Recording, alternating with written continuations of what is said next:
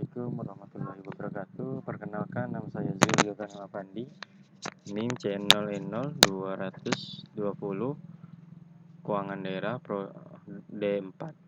Pada kali ini saya akan membahas materi pembenaran bagian bab 3, yaitu pelaksanaan pendapatan dan belanja negara. Di sini ada pengertiannya. Pendapatan negara adalah hak pemerintah pusat atau daerah yang diakui menambah kekayaan bersih.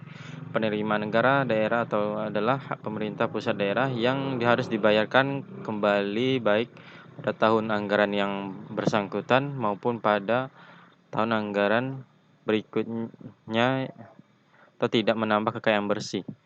Atau belanja negara.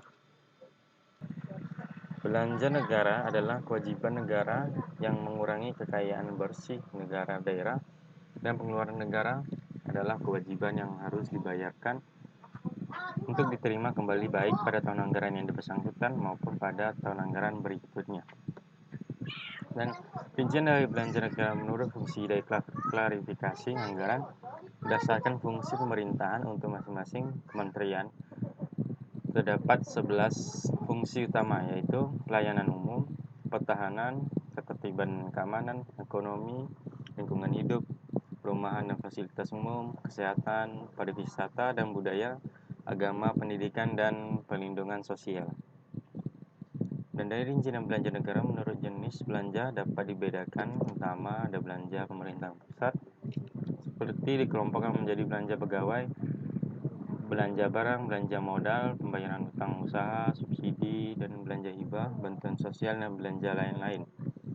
Dan terbagi lagi, belanja pemerintah pusat berdasarkan klarifikasi ekonominya terdiri dari belanja pegawai yang tadi, yaitu adalah kompensasi baik dalam bentuk uang atau barang yang harus dibayarkan kepada pegawai pemerintah dalam negeri maupun luar negeri sebagai imbalan atas pekerjaan yang telah dilaksanakan, kecuali pekerjaan yang berkaitan dengan pembentukan modal. Belanja pegawai dapat berupa gaji pensiun, tunjangan beras, uang makan, dan lain-lain. Dan yang kedua, belanja barang itu adalah pembelian barang dan jasa yang digunakan untuk memproduksi barang dan jasa yang dipasarkan maupun tidak dipasarkan, termasuk biaya pemeliharaan dan perjalanan. Yang ketiga, belanja modal. Belanja modal adalah pengeluaran belanja yang dikeluarkan dalam rangka pembentukan modal terdiri dari tanah, peralatan, dan mesin. Tiga, pembayaran bunga hutang. Pembayaran bunga hutang adalah pembayaran atas biaya-biaya pinjaman yang dihitung berdasarkan posisi pinjaman. Pembayaran bunga hutang terdiri dari bunga hutang dan luar negeri. Hutang bunga dalam negeri terutama yang membiayai bunga obligasi pemerintahan, sedangkan bunga hutang luar negeri merupakan kewajiban yang timbul karena pembiayaan yang dilakukan luar negeri atas pendanaan untuk pembangunan dalam negeri.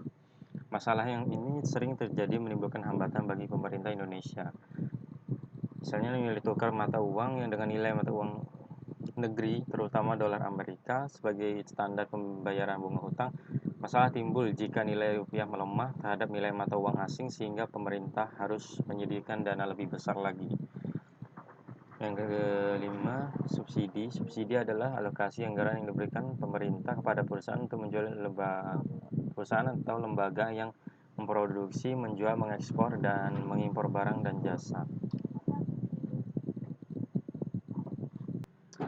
Subsidi pemerintah diberikan kepada perusahaan negara, baik yang bergerak di bidang keuangan maupun non-keuangan, dan perusahaan swasta.